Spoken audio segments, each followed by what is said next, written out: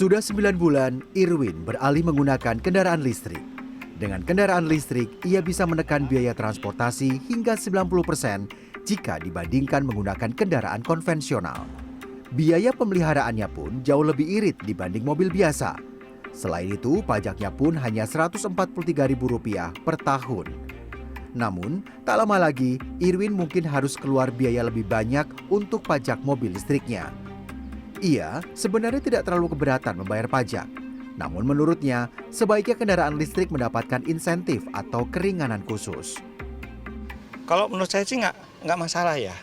Kalaupun akhirnya dipajak ya, pajak seperti sama dengan kendaraan yang lain ya, yang BBM, nggak masalah. Cuman kalau bisa saya ngusulin supaya di awal tahun atau mungkin tahun kedua atau tahun ketiga sampai tahun ketiga itu diberi diskon lah, kebebasan. Diskonnya sih mungkin sekarang nggak seperti yang kami dapatkan sebelumnya ya, yang 100%. Berdasarkan Permendagri nomor 11 tahun 2026, kendaraan berbasis baterai akan memiliki beban pajak kendaraan bermotor dan biaya balik nama kendaraan bermotor. Besarannya tergantung pada masing-masing daerah yang menetapkannya.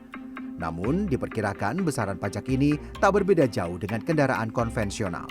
Pengamat perpajakan menilai pengenaan pajak kendaraan listrik ini dikarenakan berkurangnya dana transfer pusat ke daerah.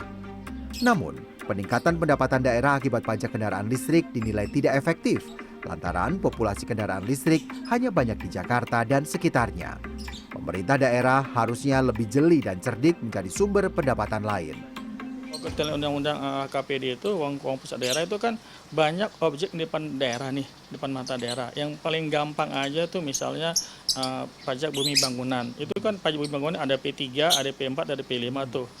Nah itu depan mata kita, ya, depan mata daerah. Tuh misalnya kalau ada renovasi rumah, luas rumahnya tadi misalnya 60 jadi 80, ada perubahan.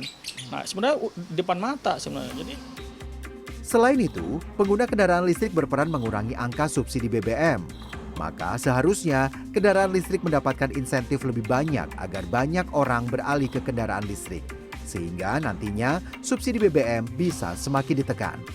Seharusnya itu tadi, kalau salah satu solusi yang paling ampuh subsidi BBM itu bisa turun drastis, ya mobil listrik itu dimurahkan. Apakah biaya masuk importnya itu bisa dibuat seminimal mungkin lah. Hingga kini, belum ada petunjuk teknis dari ketentuan terbaru tersebut. Namun demikian, sejumlah kepala daerah telah mengambil ancang-ancang. Sebagian tetap memberlakukan adanya insentif, sebagian lainnya akan mengenakan pajak.